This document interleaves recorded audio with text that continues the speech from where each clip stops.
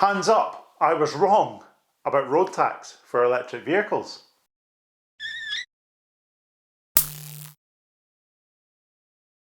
Today, the Chancellor of the Exchequer outlined plans to apply vehicle excise duty, sometimes also called road tax or car tax, to electric vehicles. Because the OBR forecast half of all new vehicles will be electric by 2025, to make our motoring tax system fairer, I've decided that from then, electric vehicles will no longer be exempt from vehicle excise duty. Company car tax rates will remain lower for electric vehicles, and I've listened to industry bodies and will limit rate increases to 1 percentage point a year for 3 years from 2025. In the last news video, I said it was very unlikely that this would be retrospective and that only newly registered vehicles would be subject to that tax. And it turns out I was wrong. Let's take a look at what's actually been announced today now that the announcement is official. From April 2025, electric cars, vans and motorcycles will begin to pay vehicle excise duty in the same way as petrol and diesel vehicles. This will ensure that all road users begin to pay a fair tax contribution as the take-up of electric vehicles continues to accelerate. The government will legislate for this measure in the Autumn Finance Bill 2022. This means new zero-emissions cars registered on or after the 1st of April 2025 will be liable to pay the lowest first-year rate of vehicle excise duty, which applies to vehicles with CO2 emissions of 1 to 50 grams per kilometre currently. That's £10 a year at the moment. From the second year of registration, they will move to the standard rate, which is currently £165 per year. I don't think this bit was a surprise to anybody. It was always going to be that if the zero rate was going to be abolished, it would apply to new registrations first and foremost. I'm quite intrigued by the very low rate for the first year though, that £10 for the first year. I suppose if you're determined enough to avoid tax, you could just buy a new car every year. If we ignore the amount of VAT you'll be paying, that is. But I wouldn't put it past some people. Zero-emission cars first registered between the 1st of April 2017 and the 31st of March 2025 will also pay the standard rate. Now this is a pretty huge change and the one I didn't see coming. This means anything first registered from the 1st of April 2017 will pay £165 per year. Is this the first time such a massive retrospective change has been made to vehicle excise duty, road tax, whatever you want to call it? But this is definitely the bit I wasn't expecting and I think will come as a shock to most people.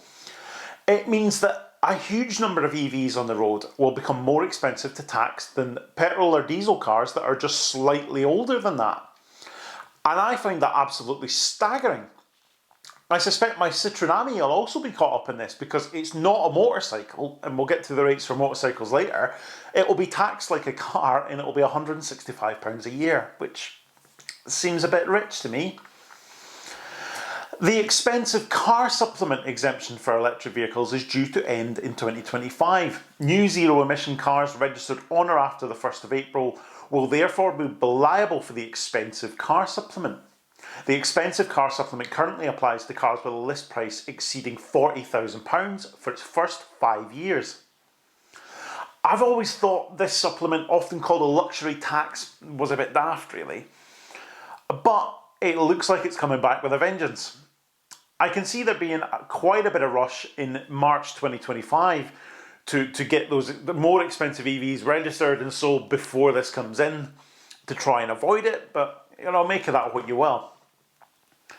Zero and low emission cars first registered between the 1st of March 2001 and the 30th of March 2017 that are currently in Band A will move to the next band up, Band B, which is £20 a year.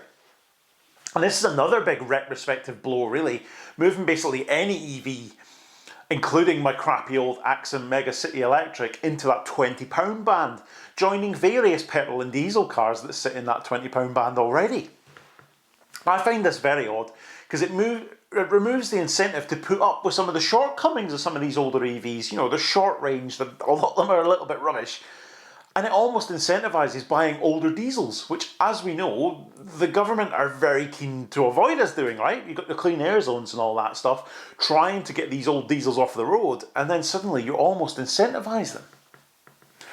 Zero emission vans will move to the rate for petrol and diesel vans, which is currently £290 a year for the vast majority of vans. And this one's a killer blow as well. Assuming that would apply to my 2013 Kangoo ZE, I think the appeal of an early short-range van like that is going to completely disappear overnight. You've got a very real problem here that, with this one particularly, you're removing one of the big incentives that will make businesses actually consider electric vans. A Euro 6 diesel is cheaper to buy, it's less of a pain to live with, and so if you're paying the same amount of tax to use it, then I'm pretty sure that you're actually going to incentivise the use of diesel vans for even longer, which is the exact opposite of what the government needs to be doing if they're actually at all serious about the climate targets. Zero emission motorcycles and tricycles will move to the rate for the smallest engine size, which is currently £22 a year. Another retrograde step. I think incentivising these smaller vehicles to be electric is a very good thing, but it's less of a blow than others because of the sums of money involved. The Citroën Ami isn't going to qualify for that, of course, because it's a quadricycle. It's neither a motorcycle nor a tricycle, and it gets taxed like it's a car. Whereas I think it probably should qualify for those rates to incentivise people to buy vehicles like that, but I don't make the rules. Rates for alternative fuel vehicles and hybrids, so LPG and hybrid, will also be equalised to that of petrol and diesel and EVs. So you're removing the, albeit small, I think you save £10 a year, incentive for hybrids. I mean, it's yet another indicator, isn't it, that the government isn't actually all that bothered about its climate objectives. So there we are, that is the 2025 vehicle excise duty changes in full. I was wrong, it is going to be retrospective.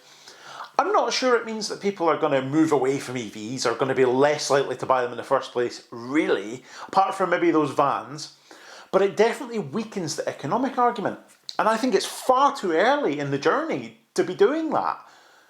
I'm sure some staunch anti-EV types are going to be overjoyed about this news. Haha, I told you they'd tax it, ooh, and crowing on about how we all use the roads so we all need to pay for them. Well, I'll tell you what, I look forward to seeing the improvement in road maintenance. I want to see these gold-plated roads that all this extra money is going to provide. Ah, right, yeah, there's not going to be any, are there? Because the OBR forecast half of all new vehicles will be electric by 2025, to make our motoring tax system fairer, I've decided that from then, electric vehicles will no longer be exempt from vehicle excise duty. Company car tax rates will remain lower for electric vehicles, and I've listened to industry bodies and will limit rate increases to 1 percentage point a year for 3 years from 2025.